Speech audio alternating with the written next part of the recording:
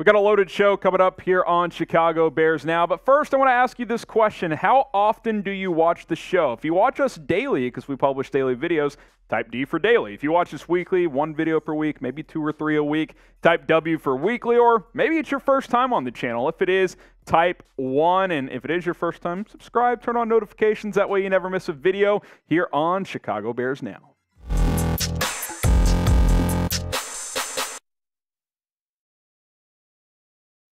You're watching Chicago Bears Now by Chat Sports. My name is Harrison Graham. Appreciate everybody for tuning into the show. We got a Bears rumors roundup to get into with a little bit of news sprinkled in as well. So let's go ahead and dive on in here. We kick things off with a free agent we've talked about quite a bit, but could we not be talking about it much longer? Yannick Ngakoue, is he not an option for Chicago? Two Smoking Jays. People are talking. Yannick's been talking as well. Not about the Bears specifically, but if you read between the lines, maybe the Bears are out of consideration. Yardbarker actually believes that he is not an option for Chicago. I think he could still be, but Ngakoue recently hopped on SiriusXM NFL Radio, said he wants to play for a contender. Yardbarker kind of took that and said, well, the Bears aren't there yet. They're not a contender. And kind of agree in terms of being a Super Bowl contender. Do think this team could make the playoffs, though. He, of course, is one of the top remaining free agents. Here's Ngakoue on radio over the weekend. He says, I definitely want to play for a contender, play for a team and organization that wants to win a Super Bowl. That's one of the things on my agenda to be able to help and contribute to that. Hopefully, I can get some great interest from a contender. Now, does that eliminate Chicago? Now, the Bears on paper, and especially from a national media standpoint, are not considered to be a major contender in 2023. They went 3-14 last year, landed the number 1 pick. I get all that. But this should be one of the most improved teams in the NFL, and I think in a wide-open NFC and manageable NFC North, it's not out of the realm of possibility that this team makes the playoffs this year. Now, is that enough to lure Ngakoue to Chicago? I'm not sure. Certainly, he would be a player that could help this team, which we've talked about quite a bit. He's a great pass rusher, and you don't have a lot of great pass rushers. You're dead last in sacks last year. He's had 8 or more sacks in all 7 years of his career, outlined right here. First 4 years in Jacksonville, 8, 12, 9.5, 8 sacks. Split 2020 with Minnesota and Baltimore, still scraped along 8 sacks.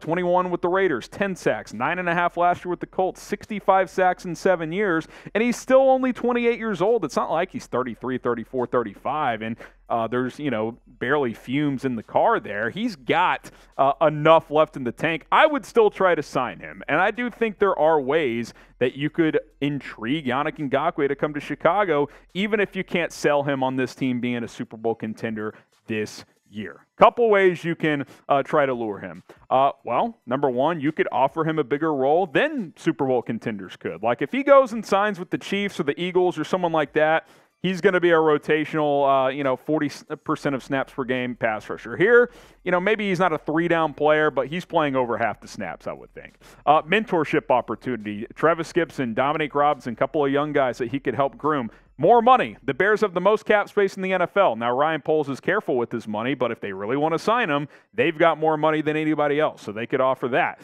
And they really want to do that. If they really want to get Yannick, they could offer a multi-year deal. I don't think any true Super Bowl contender would offer him more than a 1-year deal. What if the Bears say, hey, we'll give you 2 years and $20 million? That would be pretty appealing at this point in free agency, I would imagine, if I'm in Ngakoue. But maybe he purely is chasing a championship. I'm not sure. But the Bears do have some things that they can offer that other teams cannot. Would you sign Yannick Ngakoue to a multi-year deal? Like, if you were told, hey, you can only get him if you give him 2 years with most of the money guaranteed.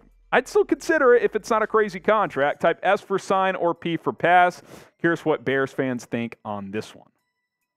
Next up in our Chicago Bears rumors roundup here on Bears Now by Chat Sports is another wave of free agency here and at the edge position. Two Smoking Jays, once again, certainly seems like it could be that way after one Leonard Floyd just signed today with the Buffalo Bills. 1-year deal. Curious to see what these figures look like, what the contract is. I'm going to guess it's some sort of incentive-laden deal because as of now, we have not seen details. Like, if it's like a vet min or something, that would be pretty wild at the end of the day. But Leonard Floyd is off to Buffalo. We'll explore some of the other top edges on the market here in just a moment. But I do want to shout out today's sponsor, and that, of course, is Bird Dogs. Looking to add some new shorts or pants to your wardrobe? Look no further than Bird Dogs. Promo code CHAT at birddogs.com gets you a free Yeti-style tumbler when you check out. Are you looking for shorts that not only look great but feel great too? Bird Dogs, that's where they come in. As a regular viewer of Bears Now, you know we're all about personal stories. Bird Dogs has one to share with you. It's springtime, summer's around the corner, and I've been wearing Bird Dogs for a good while now, and not only do I feel great, but I'm looking better as well. I feel confident. I feel comfortable. I even jumped in the swimming pool the other day with them because I think they work in that regard as well. And with their stretchy fabric, Bird Dog shorts hug your legs in all the right places, you guys know what I'm saying, while still allowing freedom of movement. Don't believe me? Try them out yourself. Click the link in the description and comments. It's birddogs.com. Promo code CHAT. That promo code when you sign up is going to get you a free Yeti-style tumbler when you check out. Everybody needs a Yeti-style tumbler these days. Come on, coffee, water, whatever it is. Birddogs.com. Promo code CHAT. Get started with Bird Dogs today.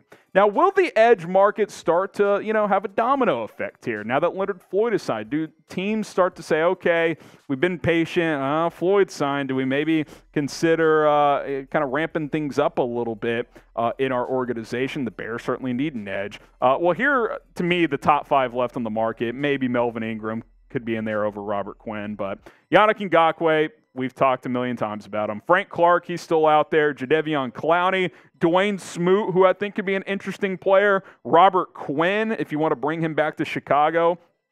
If you want to buy into the every other year theory, he'd be poised for a big year in 2022. Eventually, that's going to fall off, but he's still not super old, but he did struggle last year. Again, there's only so many different ways we can kind of break down this topic, but you need another pass rusher. I don't know how much clearer I can be. Now, I'm willing to take a patient approach and not force the issue, but, what if another one comes off the market? Like, at some point, if you're Ryan Poles and Matt Eberflus, you got to recognize, hey, like, we need to pull the trigger on this. So hopefully that happens. I do think it will happen at some point. It's a matter of when, not if, in my opinion, but I am curious if things get ramped up in free agency a bit now that Leonard Floyd has signed.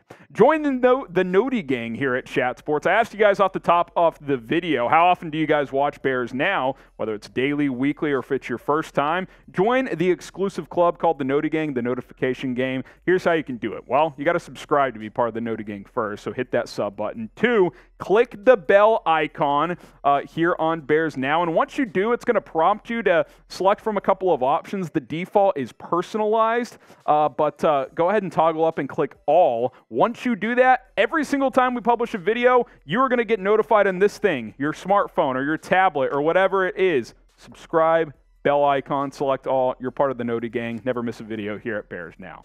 Okay, one more story to explore. Dante Pettis trade before week 1. I won't say fake news, but pretty close to it. One smoking J, and not because I wouldn't take something for Dante Pettis, but there's just not much value there, right? Like, I thought Pettis was okay last year, but remember, they kind of just added him right before the season to help fill out the roster, and he kind of surprised them by making the team and doing okay. Bleacher Report dropped an article of one player every team could trade before week 1. Dante Pettis was the Bears candidate. I was surprised to see that. And little to no trade value, I would think. Now, maybe like you do like the N'Keal Harry trade, right, where the Bears gave the Patriots, conditional 7th or whatever it was. Maybe a team would be willing to do that in training camp if an injury occurs. Like, he was okay last year, but didn't even convert on half of his targets. It's a low catch percentage. 245 yards, did have 3 touchdowns, so he was able to find the end zone, and he has special teams value. He's actually a pretty damn good punt returner.